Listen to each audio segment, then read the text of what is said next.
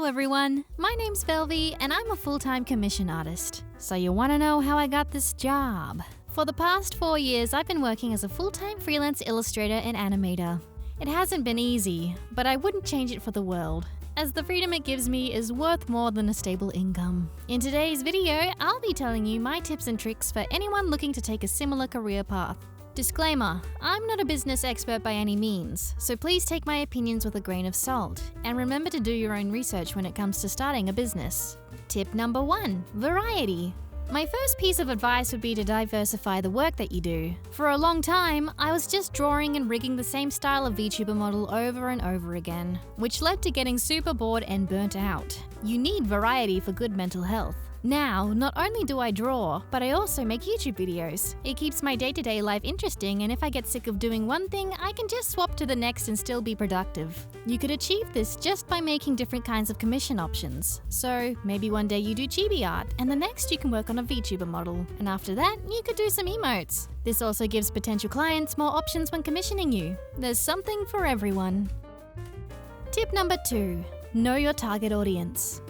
There's a couple of things you need to consider when figuring out who your target audience is. Where are they most likely to see your work? What kind of budget will they have?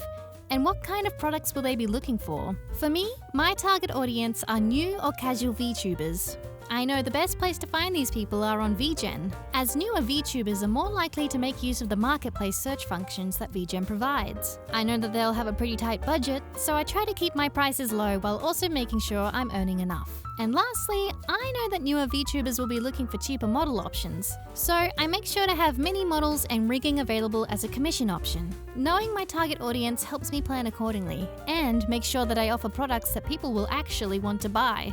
Tip number 3.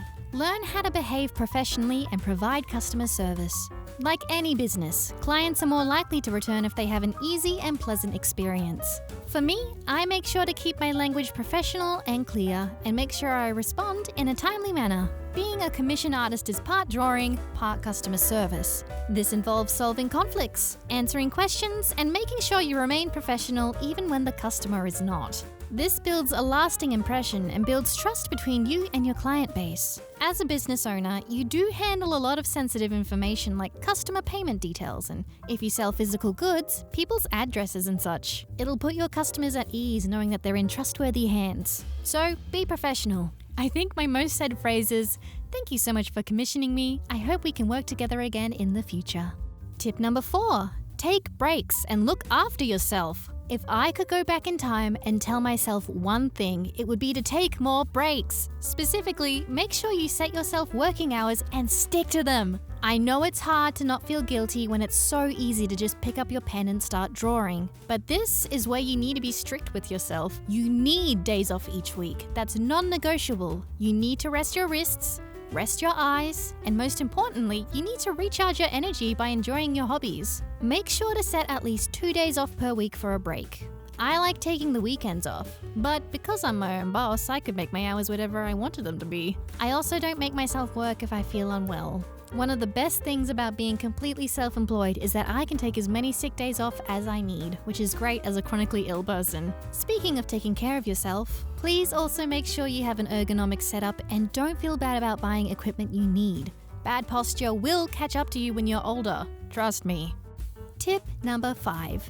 Networking. Networking is a wonderful way of not only getting to know people in the art community, but also getting your name and work out there. If a client comes to me with a request that I can't fulfill, the first thing I do is send them over to people who I know can help them. These people are usually friends or mutuals I've met online. The best way to network is to get involved in the community. Reply to people's art with support, post your own art to help find people with similar interests, and retweet people's commission posts when you can.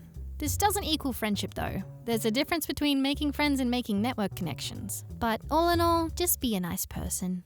Tip number 6, keep studying. So you're starting to get a steady stream of incoming clients. What's next?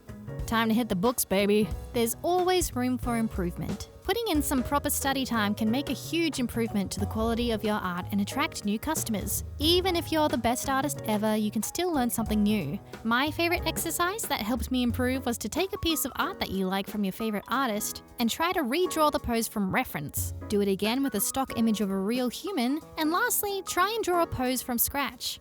I did this once a week for 10 weeks and the improvement was drastic. People who weren't interested in your work before may come around for a second look, leading to more sales and growth on social media. So make sure to set aside some time each week during work hours, because this is work, to study. Tip number 7, have fun. You could be making all the money in the world and have all the free time you want, but if you don't enjoy what you're doing, you will always burn out in the end. Sometimes things just aren't meant to be, and what works for other people may not work for you. If you don't enjoy doing commissions, then it's probably time to figure something else out.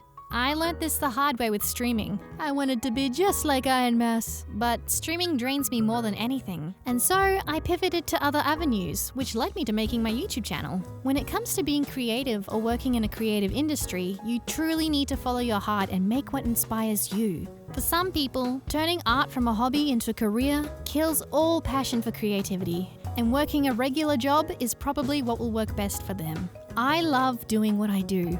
Working with people, helping them bring their ideas to life, and seeing everyone's cute OCs is the best job I could ever ask for. Is it hard? Yes.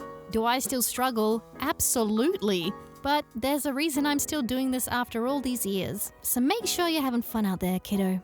And also, make sure to pay your taxes. Those are important.